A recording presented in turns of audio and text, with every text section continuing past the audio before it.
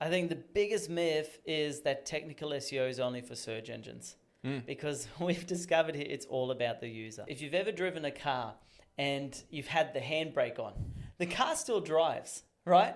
But there's no momentum. It's like we're hitting the gas and it's like, what is wrong with this? It's like dead weight there. What we've seen is users skip the number one result and click on the second one because there's proof, there's trust that you've actually got reputation. Cut the bloat on your website. If a page isn't required, if a page can be combined, if you can make your website more streamlined but stronger in theme, do that.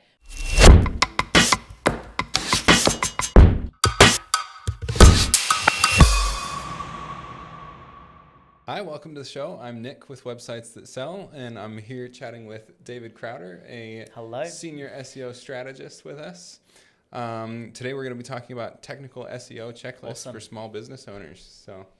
Awesome. Welcome and thank you, Nick. Thanks for having me. Looking forward to this one. It's going to be a lot of fun. We'll dive right into things. First off, for business owners that might not know what technical SEO is, can you explain it in simple terms? Yeah, I think in the simplest ways for SEO is just how your website functions. So people try and overcomplicate it. The SEO industry is famous for doing that, making things more complex than what they are. But in the simplest terms, technical SEO is how your website functions and how people interact with it and how it responds when people are on it. That's really the simplest way to look at it. It's not like 100 different factors you got to check. Yes, it probably breaks down into that, but if your website works, your technical SEO is probably pretty all right. All right. Simple enough. That's the simplest way to look at it. So I've heard that technical SEO can often be the silent factor behind good rankings or bad rankings. Right. Could you explain why that is? Yeah, I think so. The way that I look at it, again, and I've been doing this for a long time, Nick. So we've literally started ranking sites in 2010 and onwards. I got into SEO, and over those years, I've seen bad technical sites rank right at the top. So it really kind of depends what factors influence rankings. But like the big ones, if your site doesn't work, you're not going to rank. So Google's not going to rank a site that doesn't render at all or that's hacked and things like that. So that's like at the extreme level. And you'll find out about that pretty quickly. But kind of the silent factors, the way that I look at it is if you've ever driven a car and you've had the handbrake on, the car still drives. Right? But you feel like, well, we got there's no momentum. It's like we're hitting the gas and it's like, what is wrong with this? It's Something's holding you back. Yeah, there's like dead weight there. That's the way that I look at technical SEO. I don't think it's going to stop you from ranking unless it's the real extreme factors. The silent factors are the ones that are actually going to slow you down. So all things being equal, a more technically sound site is going to rank better than a site that isn't technically sound. So it's got a few things wrong. And we can kind of dive in what those things are in this interview. But that's how I look at it. When you get your technical SEO right, it's like you take off that handbrake and you start to accelerate. Yeah. So you've kind of already touched on it there, but in your experience, what's some of the first signs that you might kind of identify that a site could have technical SEO issues? Yeah. Obviously, if a site's completely broken, that's one thing, but a site that might otherwise look fine, what are some maybe factors that you could identify could have issues? Yeah, great. So as I said, if a site's not loading, you got some issues. Okay, so if you've got server errors and things like that, then the users come to your URL, to your domain, and they don't see anything that should be there. That's a big problem. So you got to fix those types of things. But then your load speed, those are technical factors. If we're not going to go into cloaking and things like that, that's kind of like, it's black hat stuff for ones. Google doesn't like it, but it's usually, unless you know what you're doing and you're doing it on purpose, it's not going to happen. So, and what I talk about, like cloaking basically is a user comes to your site and they see something completely different to what should be there. So a user sees something, a bot sees something else. So those are kind of like things that you shouldn't do. And that they'll cause technical issues. And but then it's just kind of broken links. So I really just think about it. I don't try and overthink it, and I think about if a user has a problem here, it's a technical issue. So if a link is broken and a user's trying to go somewhere, that's a technical issue. If they're trying to call a phone number, the phone number doesn't work, that's a technical issue. If they're trying to load a page and it takes 10 minutes to load the page, that's a technical issue, and you're gonna peeve your users off. So keep that kind of in mind when doing technical SEO. Is this going to help my user? Is this going to frustrate them? And if it does, fix it. Sure. Yeah. Yeah. So those are kind of the things. Nice and straightforward. So one of the factors of technical SEO is crawlability and indexing. Right. Yep. So before you can even start worrying about some of the other SEO things like keywords, how can a small business owner even tell if their site is getting seen by Google at all? Great question. Yeah. So crawlability, so we're going deep here. So crawlability and indexability, here's really the difference between the two. So crawlability means Google, the Google bot, can actually crawl your website. So they've got access to the site, they're not blocked out, they can read your pages, they can see what's on the site, they learn what you're all about. Now, so you can set that. Now on the other side, you have indexability. Now, if Google, you can set it so Google can crawl your site, but then they can't index it. And what it means is by no index is that they're not going to include your website in their index. So their index is Google. So that's when someone types in whatever your website is about and you don't show up, that might be because you're not in their index. So you're not being found at all. Okay, so, and it's because you haven't allowed Google to actually put you into their library of information. So the first thing is they got to be able to crawl your site. Tick, that's great. Now you got to let them know, hey, use this content in your library and show it to your users. And that's when you start to show up in your search engines. Yeah, makes sense. Yeah. So what are some of the most common crawling or indexing issues that you've seen on small business websites? Yeah, I think you've seen these as well, because a lot of times when web design companies don't understand SEO, they'll have us, they'll engage us kind of halfway through the website build, and then we'll start doing the SEO maybe a couple of months after the website went live. The biggest issue, and this is still the same, and this is not even a hard thing. So what I mean, like with technical SEO, the biggest mistakes are just not taking care of the basic things. And the biggest thing that we have seen over all the years is that they did the very thing we just talked about.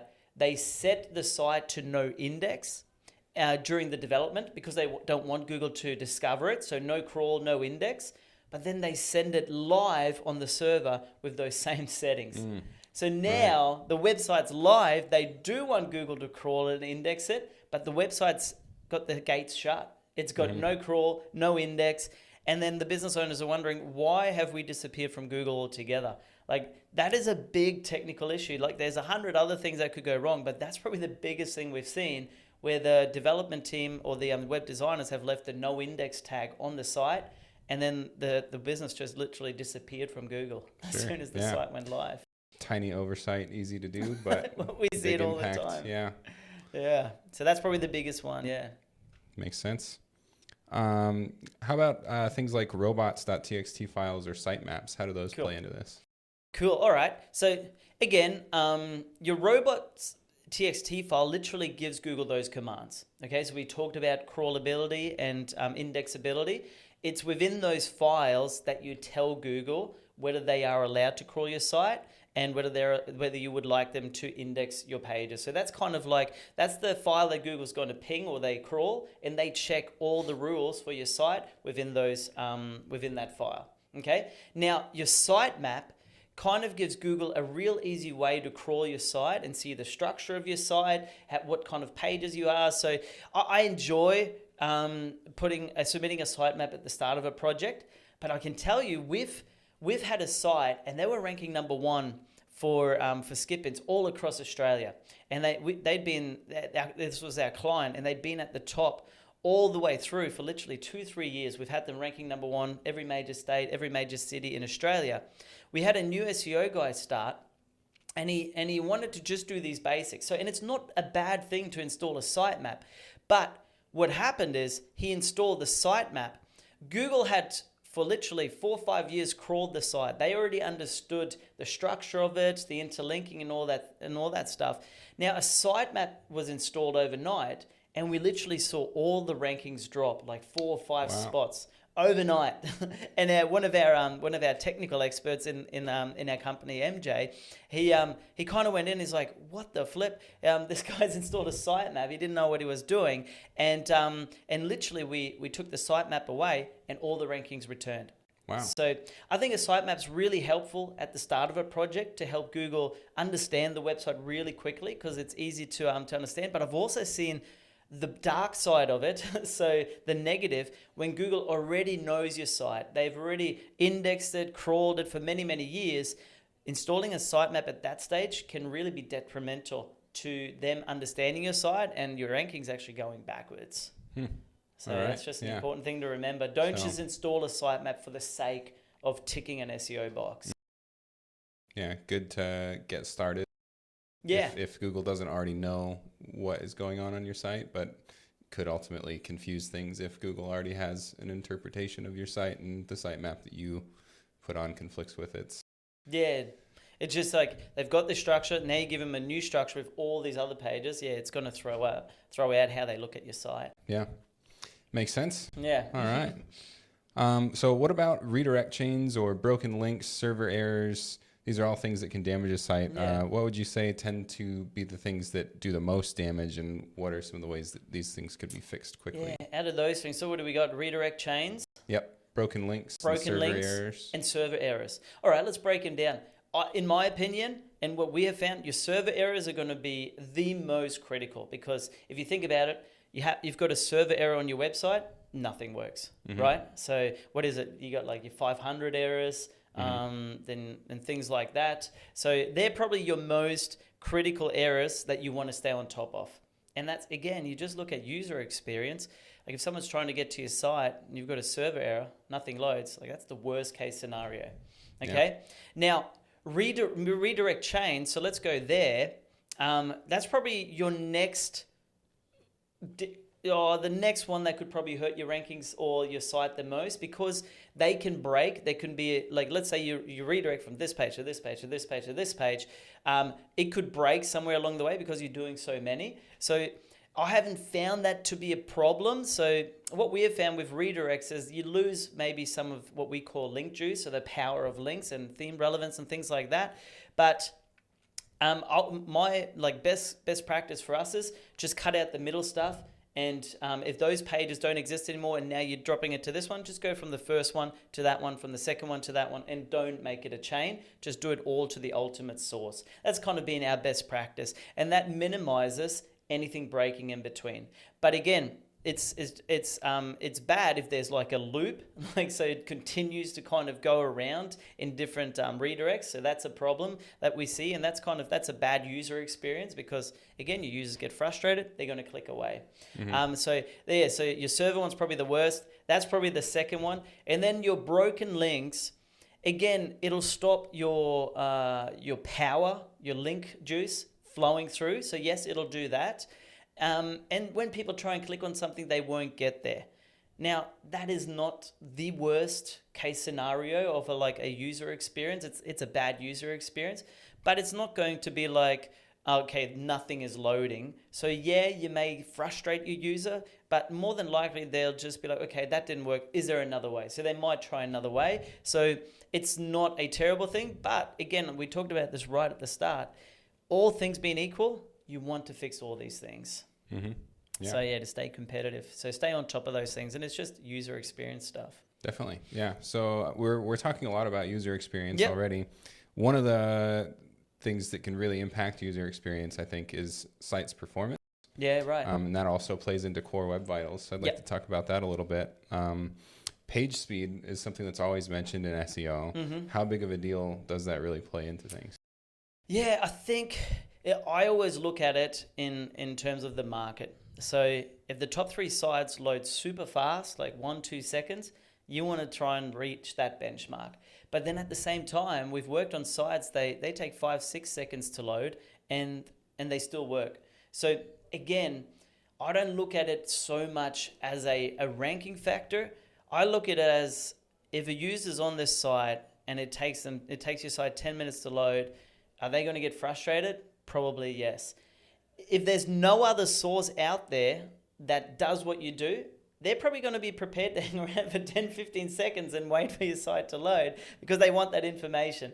But in a competitive industry, you want to put your best foot forward. So I've seen it both. I've seen slow sites rank, but I've also seen it where we've increased the site speed, where we've just cleaned up code and gotten rid of bloat, and rankings went up. So it's definitely a factor that influences rankings. We've seen it. And but I think it comes down to because it's better user experience, and that drives up the rankings. That's what I've learned over the last 5 to 10 years in playing with this stuff. Sure. Yeah. So what would you say are some of the easiest ways for a non-technical business owner to improve load times on their site? Cool. I'd probably look at your images. Many times web designers that aren't experts in the field or they don't understand SEO, and that's totally fine because web development is really, most web developers probably don't understand what SEO is or how it works, because it is like you're building stuff, you're not optimizing for search engines. So a lot of the times that people that like developers that aren't very good at development to start with, and there's nothing wrong with that. Like people learn online and then they just kind of fall into it, but then they neglect to do the right size images. So let's say you only need an image that's 500 pixels wide. They've got an image that's loading and that's 5,000 wide. That's going to take ages to load. So I think that's probably the quickest wins in terms of site speed. Just look at all your images across the site. Are they the right size to start with? And then you can use plugins that actually reduce the file size of an image. Have you built something like that for images, optimizing images? There are some tools that we use, that can compress and reduce the file size of images without having to compromise on the size or quality too much. Yeah, right. You've got settings that you can dial in depending on the function of the image. If you're just creating something for a background, you can add a bit more compression, or if it's something for a big hero image where the image is the most important part, then you make sure to keep the quality and sacrifice a little bit on the size, but it kind of depends on the purpose of the images. So you talked about compressing, so that's kind of just taking some of the, you could call it quality, or some of what makes an image big. So not so much the size. So you've already got them at the right size, but now you're able to take out more of the things that make it a big image. So one thing I'll say is sometimes so I know our tool's pretty good because you've built it, but sometimes these third-party tools, when you just kind of use those tools, they actually pull out SEO data as well. So your EXIF data and things like that. And they actually help search engines better understand what images are about. So I'm all about compressing the images and kind of reducing some of the quality without losing the quality like you talked about. But you do have to be careful that you don't start stripping out data from the image to try and compress it even further. So I would probably look at other things on the website to increase your speed at that stage. Sure. Yeah. Once you've gotten the image itself compressed before you start stripping away more out of the image, more data from like metadata and that sort of thing. Yeah, 100%. Gotcha. So I mentioned Core Web Vitals already. What do Core Web Vitals actually measure, and what kind of benchmarks should small sites aim for? Cool. So 3 things that Core Web Vitals really looks at. It's your loading performance, your interactivity. So, and we can talk about these in a moment. So your interactivity, and then the stability of your website. So your loading performance, pretty straightforward. How fast does your site load? Now, your interactivity is how well can a user interact with your site? And this is what we talked about. Your broken links. Is it easy to find stuff? Is there stuff that's hidden behind forms and things like that? So how easy is it to interact with your website? Okay, so that's your interactivity. So, and I said that at the start, is like, don't think about it as like I'm trying to optimize for a surgeon. Just think about your user, and is it easy to use? It's fast to load, tick. It's easy to use, there's no like hidden stuff and things like that, then you've got a tick. And then the last thing that Core Web Vitals looks at is the stability of your site. And that's things, so when your site first renders, are you giving your user the complete picture? That's kind of how I would look at it.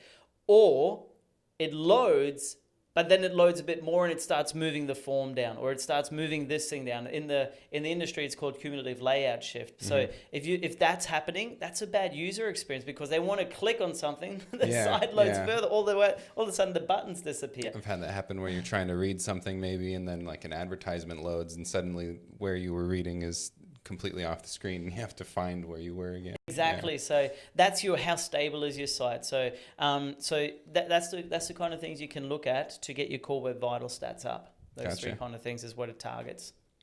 All right. Awesome. So talking about kind of staying on top of things, monitoring your core web vitals, what about checking your website speed? Are there any tools out there that a business owner might use to stay on top of their website speed on an ongoing basis? Yeah. Cool. There's a few tools. What I would recommend, I'll give you 3 that we use and have used literally for the last 10, 15 years. So you got your Google Speed Insight. You can use that. You got GT Metrics and you got Pingdom.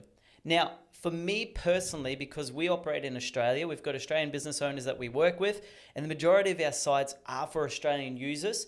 We use the program called Pingdom. And the reason for that is that Google's tools, they'll load stuff from the US.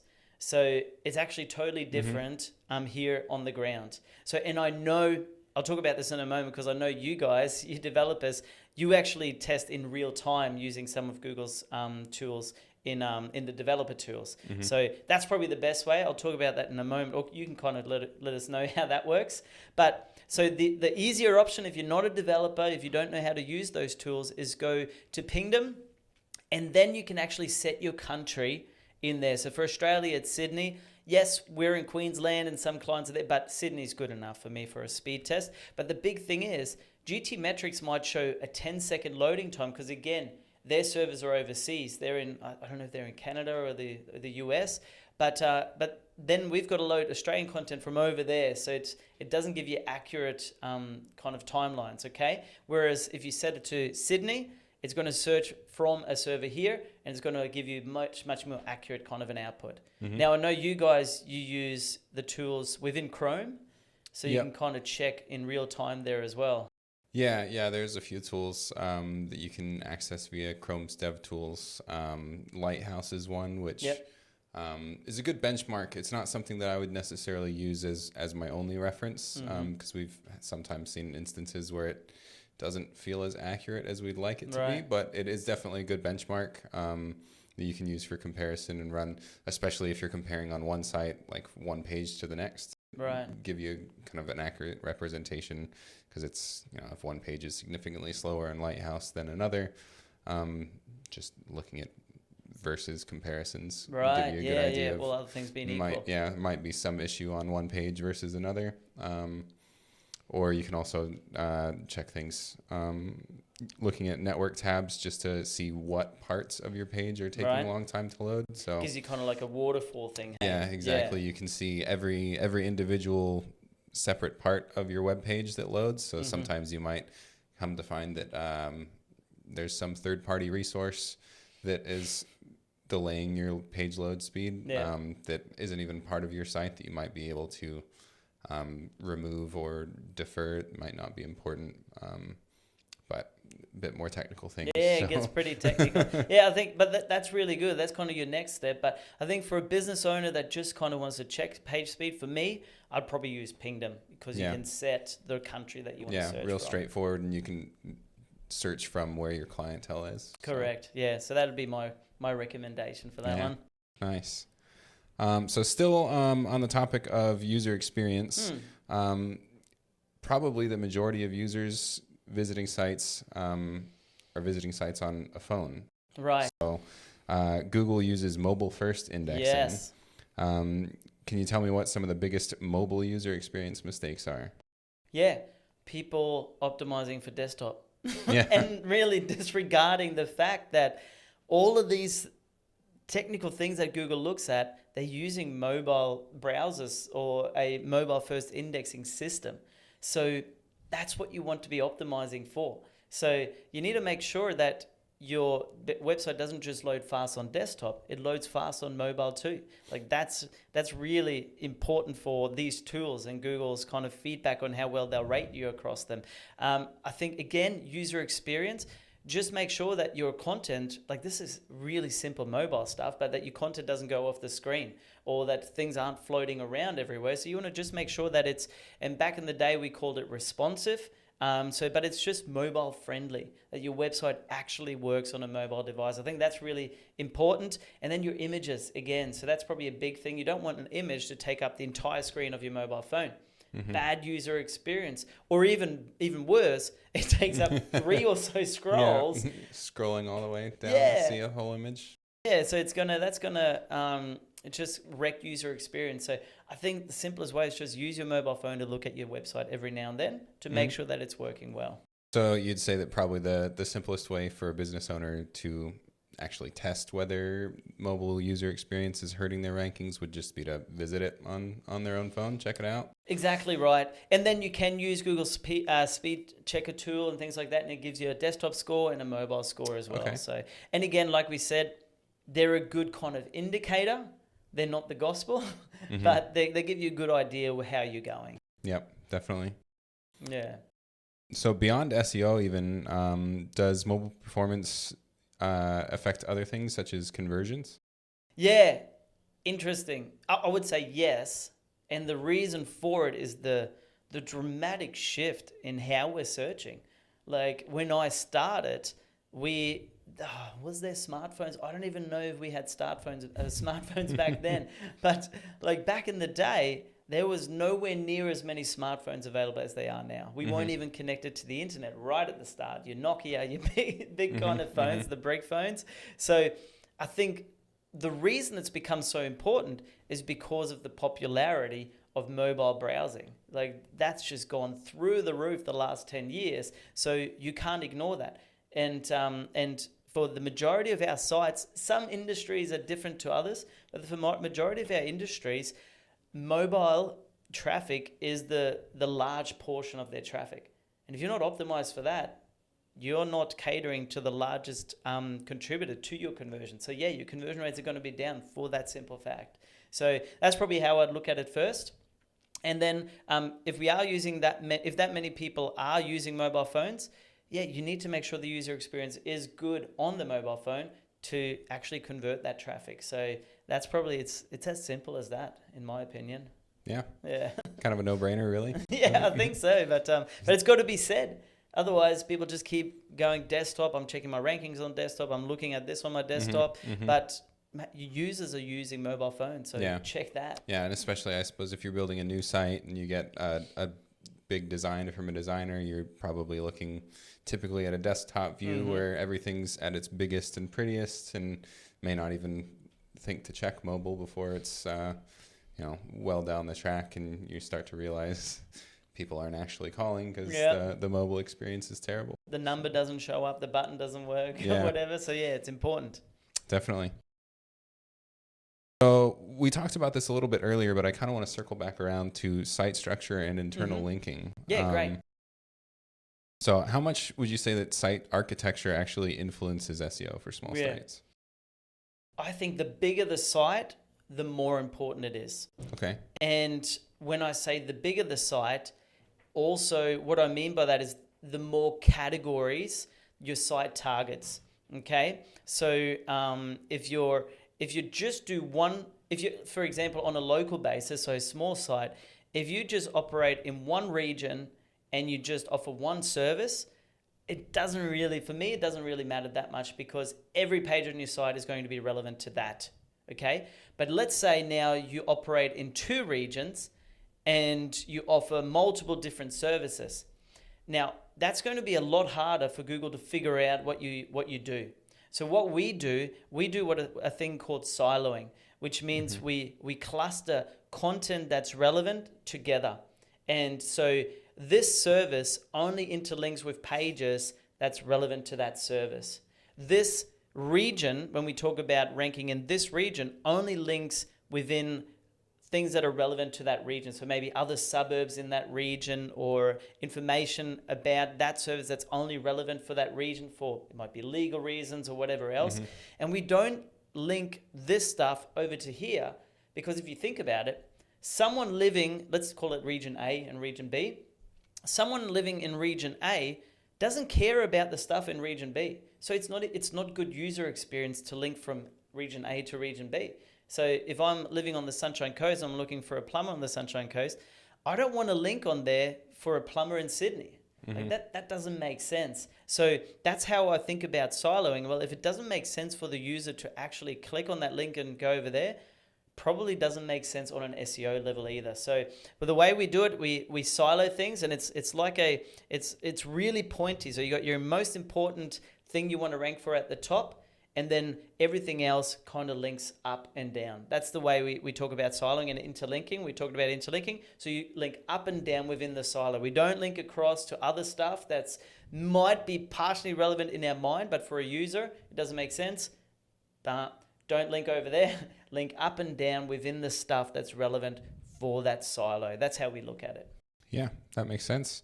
Would you say that there's anything extra or different that you would do to help Google understand your website's content or services in a hierarchy, or is it pretty much covered by what you just said? Yeah, I can probably, let's break it down on an e-commerce level, but it's very similar for a service base where you have your main service and kind of sub-services. But let's talk about it in an e-commerce environment. So you've got your homepage, which is really your brand page for majority of e-commerce stores, and it's got all your products on there and whatever.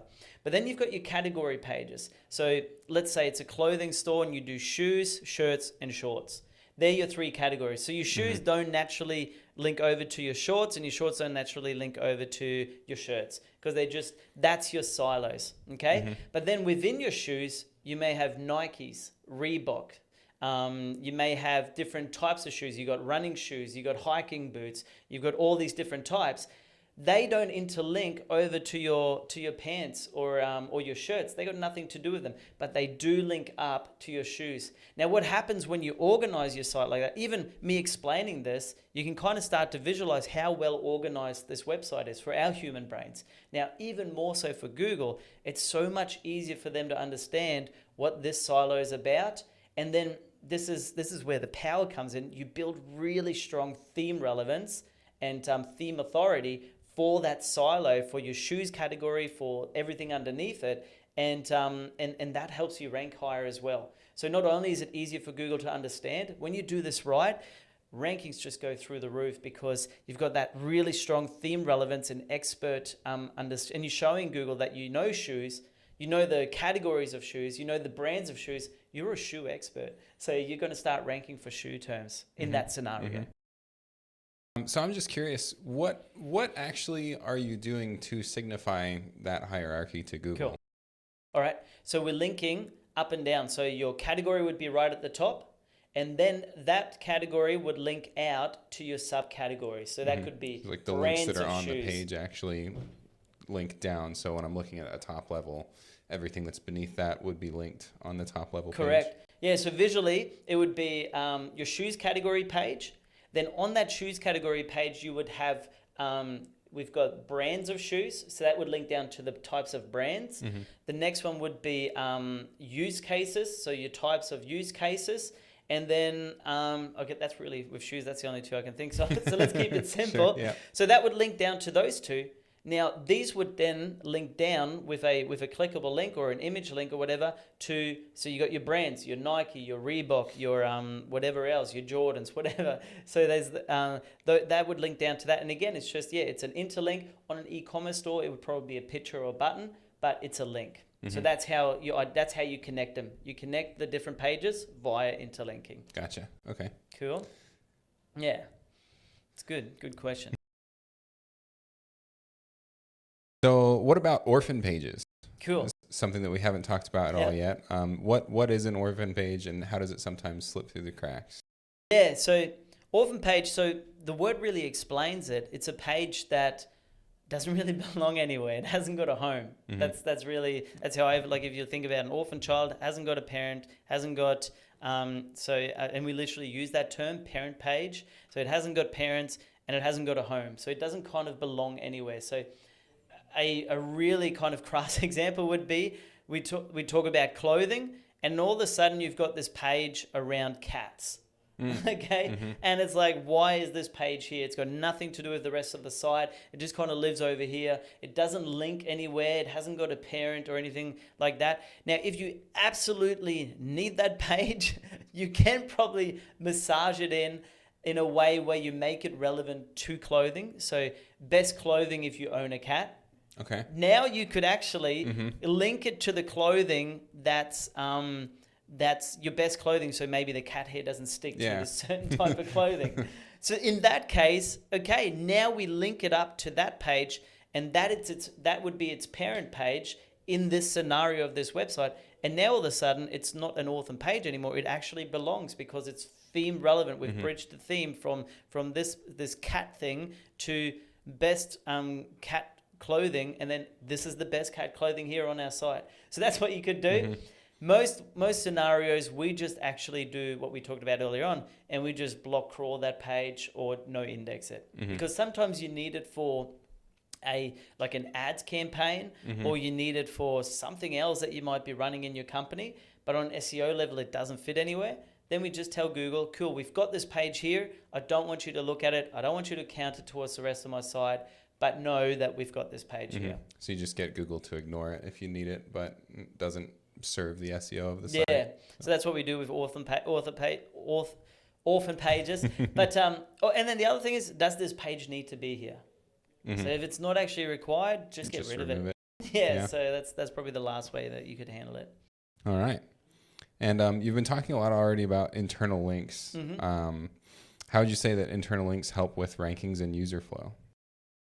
Very much so. It's like our go-to strategy at the outset of any campaign. And the reason is, I've mentioned this, it makes it really easy for the bots to understand what your site is about, which parts of your site belong together, and it makes it easy for them to crawl the content. So, okay, well, this content is relevant to this, is relevant to this, and is relevant to this. So that's your depth of expert on that topic. And the more you have of that, so it's not about just like with SEO. A lot of people say, oh, you gotta have more content. Content's king. That's kind of the adage. But it's not just any type of content. It's content that builds depth of understanding or breadth of understanding within that topic. And then your internal links show Google that these pages are related to each other and build that theme relevance. So that's why it's really important. So Google knows that, and it's really, really easy for them to understand. They will kind of understand it. The bots understand it over time, but if you want them to understand it quickly, link them together and keep that link flow only within that silo, okay?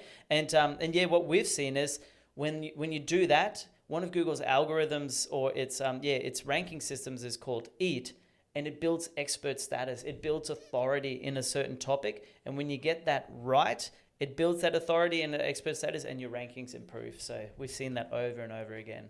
Great. Yeah. So critical. Yeah. So it's part of technical, but it also goes into content. But the two kind of interplay. They're both important. All right. I kind of want to shift gears a little bit. Something that we haven't really talked about at all, but is very much in the realm of the technical website, security and trust and technical hygiene. So just to get started with something that's pretty simple, but also critically important, I think.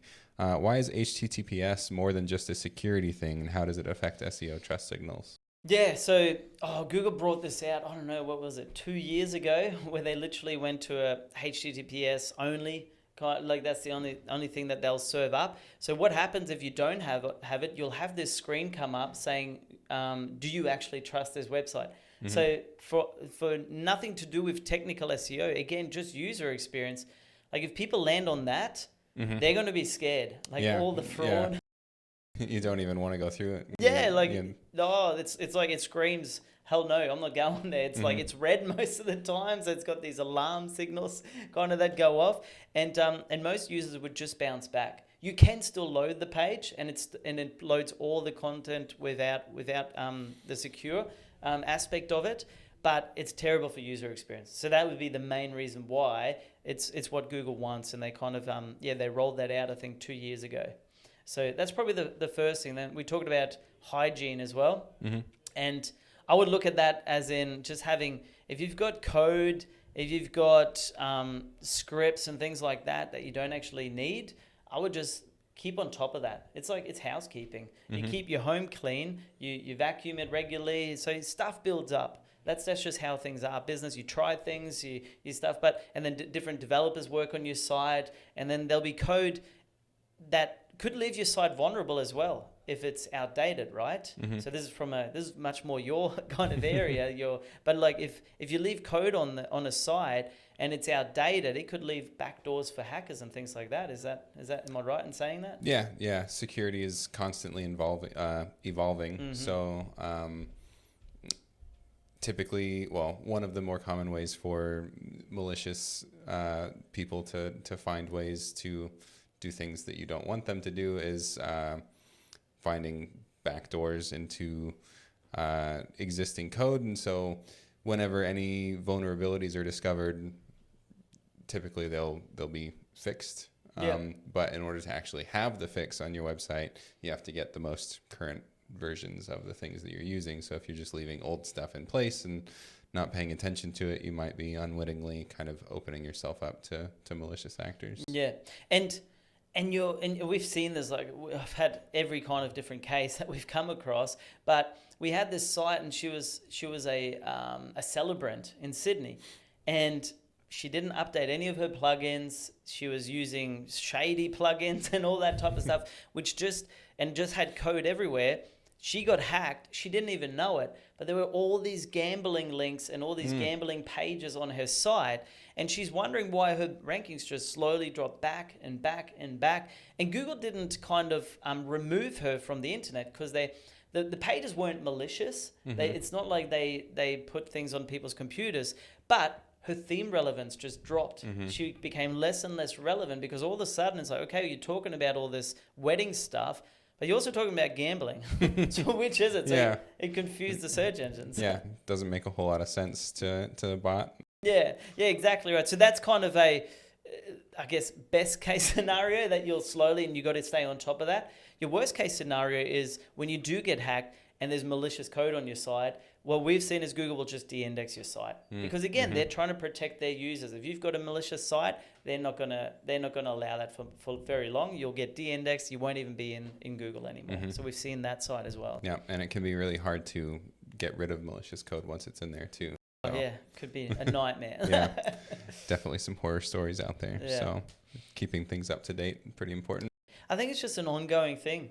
Just like I said earlier on, you don't just let your house go by the wayside. You have a cleaning schedule. You stay on top of it, and stuff happens. Things build up. It's like then you get your developer in and just do a check every quarter or so. Clean up the old stuff. Keep on top of your updates and your plugins and things like that.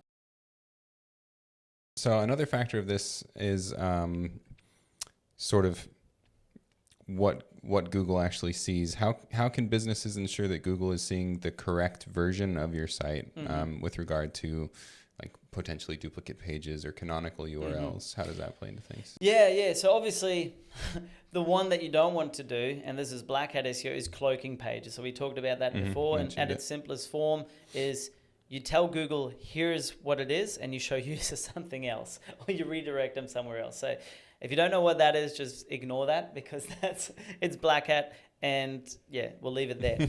The other thing that can happen is, so you talked about Canonicals.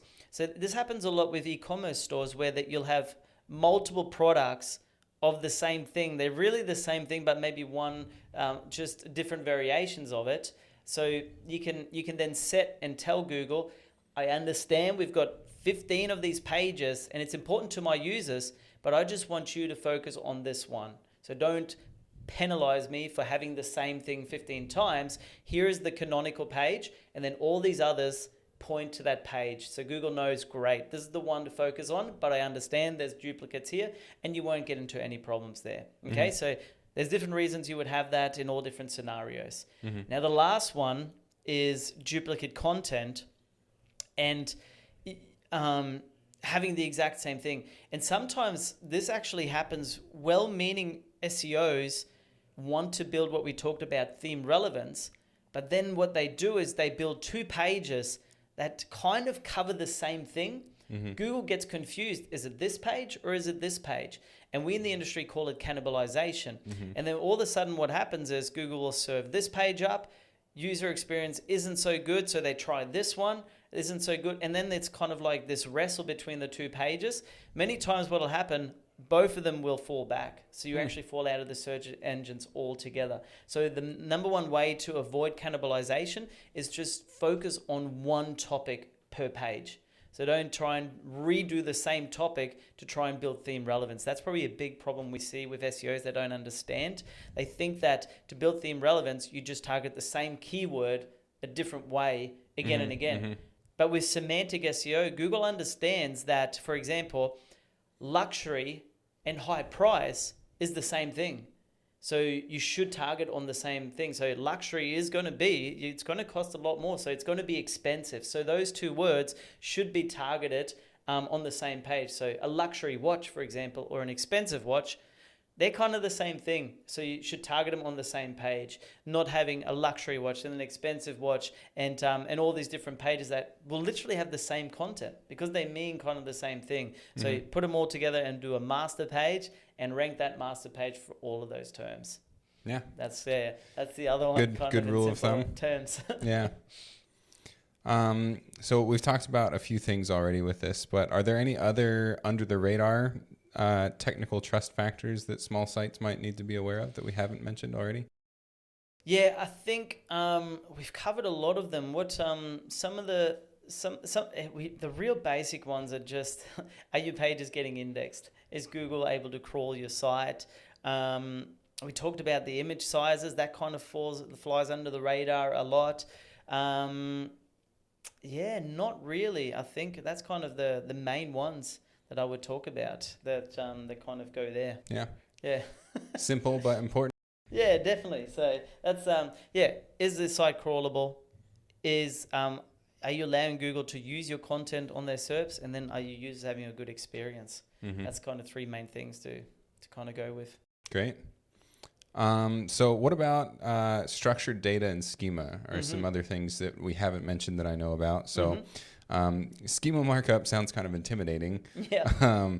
Could you explain it in simple terms? What's its role? What is it? Cool. So schema markup, it's a script you can put on your site, and it just helps bots better understand what your content's about. Okay, so it's just another kind of language that's used by the bots. That's probably the simplest way to explain it, where they can understand that this is your business name. So this would be local business schema markup. This is your business name. This is where you operate. So your address. Here's your opening hours. Here's your different entities. So your Facebook page. So they start to learn about your brand and then reviews. So this is what people have said about you. You've got this many reviews. So you've got a 4.9 star rating or a 5-star rating. So you can communicate all of that via schema markup to Google. Okay, but it's not visible to the user. It's just no, it isn't, unless you make a mistake. And I'm talking from experience, and this is why we have developers. But you've got to be careful. You can't just paste your schema code into any document because it won't render on the front end as the proper schema code. It'll just render as random code if you don't actually put it with the right tags. So that's probably a big mistake to avoid if you're trying to do this yourself. You need to put it in the right place and in the right way. So you can't just paste it into your document because then it'll just have code on the front end. Yeah, scroll down to the bottom of the page and suddenly there's a bunch of non-human readable stuff Been there, going done on. that. That's why we just hand that stuff over to you guys. So yeah, so you want to implement it properly. Sure. Cool. So what different types of schema are there, and what types might make the biggest impact for a smaller or local business? For local business, your business schema markup to your business, that's pretty much what it's called, your organizational schema markup. We've got a whole page on websites that talks about different organizational schema. But for small local businesses, it would be your organizational schema, who you are, where you operate, your hours and things like that. So Google knows that this is what you do, this is where you operate. And then probably the most powerful one is your review schema. And it's not so much for the search engines, it's for the users. Because if you think about it this way, let's say you're ranking in the 2nd position and your competitor's in the number 1 position, but you have hundreds of reviews. Let's say you got 237 reviews and 5 stars. The number one ranking doesn't use schema markup. So it's just got the title tag and the description. You have the title tag and the description, but you're one place below. But you also have 5 stars, a 5-star rating of 300, whatever number I said, of that many ratings. The users are what we've seen is users skip the number one result and click on the second one because there's proof, there's trust that you've actually got reputation, a good reputation for this. So many times you'll actually get more of the clicks than the first position just because you've implemented schema and you've got those reviews showing up in the search results. Okay, and so by having that reviews schema markup on my page, Google will see that and pull it into their search results. So correct. People can see it without even having to click through to my page. Exactly gives right. them the motivation. They to learn so. about you straight away. And key things you can pull in for really important for e-commerce. It shows in stock. It shows price. So if you're price competitive, you can actually show, and this is so important with AI results, what Google's trying to do, they're trying to keep people in those AI results. So I think schema is going to be even more important as we go into this phase of AI search engines and generative search and all that, because they're going to be using the schema markup to pull into the SERPs. They're already doing it. Reviews are there. Product, your SKUs show up, what stock levels you have, the price of things, all that stuff already shows up in the SERPs. It's going to become more and more important as we evolve into AI search. So it seems like it can make a really big impact, but we've also already talked about some of the pitfalls if you're doing it as a non-technical person. Are there any plug-and-play tools or CMS features out there that might make it easier for someone that's not as technically inclined? Yeah, I would. You can use. There's a whole bunch of different schema plugins. So just look at the reviews. I'm not going to recommend any on this show here, but you can just kind of search for WordPress. There's a whole bunch of plugins. I know for Shopify, there's a whole bunch of apps that you can buy, and they'll just put it in. What I would do is I would work with a developer, because what I found, and I think you'll probably agree with this, is if the plugin's coded bad, it's going to slow down your site. It's going to create it can create problems where it then interferes with something else and then other stuff. Yeah, especially in cases where if you've already got a lot of other plugins, the more plugins you have, the more likely it is that you're going to have a conflict or some kind of issue. Yep, and then your site crashes, and then all these other technical things that we talked about that are pretty critical are going to start playing a role. So it wasn't schema so much. It's the way you implemented that affected it. So my recommendation is build your schema. You can use Google Schema Checker. So they actually have a tool where you can check your schema. So you can throw it in there. And once that's working and rendering properly, talk to a developer to get it actually implemented without a plugin on your site. It's worth the money to hire a developer to do that. Yeah. Yeah, that'd be my recommendation. Cool. Only because I've seen it break. Yeah. It's one of the things that you don't want to see on your site. Yeah, so spend the money, have it working well, get all the benefits from it. Cool. So moving on from that, I wanted to talk about, from a technical lens, content and metadata. So can you tell me quickly what is the difference between a content issue and a technical content issue? Cool. So I think technical content issue, the way that I would look at it is the accuracy of your content. Okay. Now, let's say you wrote an article 10 years ago. The industry's moved on. There may have been legislation changes. The AI has come in. Technology has evolved. Now, your content isn't going to be technically sound anymore because it's not accurate anymore. It's not that you're lying. It's just the world has moved on and you're not technically correct anymore. So there's been breakthroughs, there's been scientific breakthroughs, whatever. So this is Google's brought out a algorithm around this. It was the fresh update, and it was all about that. It was not about having the freshest content. It's about having technically correct content. And it now plays into because if you're an expert, you know this. Your website's going to stay on top of content trends and things in your industry, and you're always going to have the most up-to-date information. That's why if you look at different articles and you can see the year that it was published in, a lot of the top ranking results will have that, because it's kind of a SEO hack to let Google know this is the most up-to-date, technically correct content. So that's how I would look at your technical issues. Is your content technically correct? Is it sound? Is it up-to-date? That's how I would look at that. And it sounds like it's also probably a way to send a trust signal to a user as well. It's current content, not something that's not been looked at or checked. Exactly. So and that's, Google looks at it, and it plays into, all of these updates play into it. It shows that you're an expert in the field. You're still current. You're still up to date with what's happening in your industry, and your site reflects that. Mm-hmm. Yeah. Great. Cool. So that was the technical. What was the other one?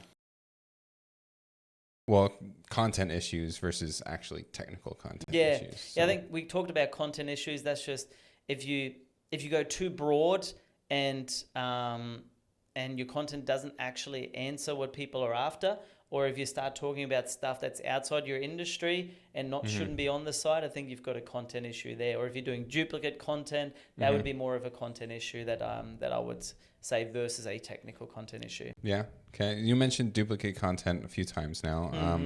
How can duplicate content or otherwise separate from that, thin pages quietly harm your rankings? Cool.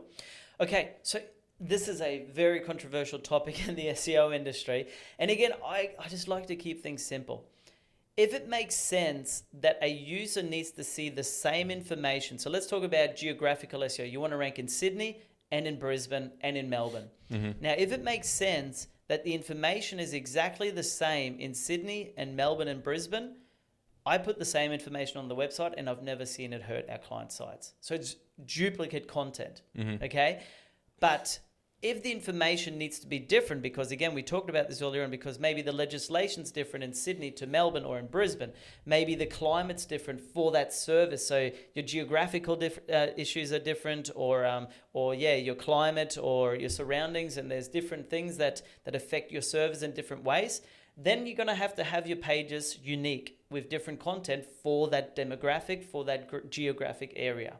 Okay. Now, if you're doing duplicate content and you just put the same content on your website and you've got 1,000 pages of the same content just because you think that it's going to build theme relevance, you're going to have a problem, because you're just spamming the search engines and they're not going to crawl all of those. They're going to start not crawling your site anymore. You're not going to be on their favorable side. So that's probably the best way to look at it.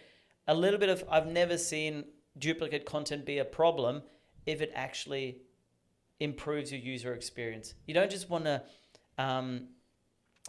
duplicate your content just for the sake of having more pages on your website. All right. So are there some key metadata elements that every page should have? Yes, 100%. I'm a big believer in basic SEO still. It's worked 15 years ago, 10 years ago, 5 years ago, and it still works now. And it'll continue to work because that's how Google understands what your site's about. So number one, your title tag. Not only does that show up in the SERPs, it's what Google uses to understand what the page is about. Your meta description is important because, again, Google pulls it into the SERPs. So you've got an opportunity to sell people on the click. And then your H tags are still important. Letting Google know what your images are about, because they're going to get pulled into AI and things like that. So all of those things still play a big part. So that the big three are your title tag, your URL. I would say that's probably part of your big three, and your description. And then your H tags really kind of set the scene for the page. All right. Nice and simple. Yeah. So what about sort of how a small business owner might stay on top of these things, auditing, monitoring, and just general ongoing maintenance?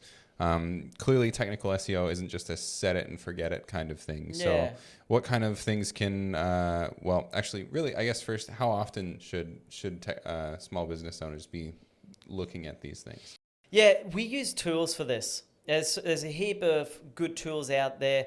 The two main ones that we would use in-house is SEMrush and Ahrefs.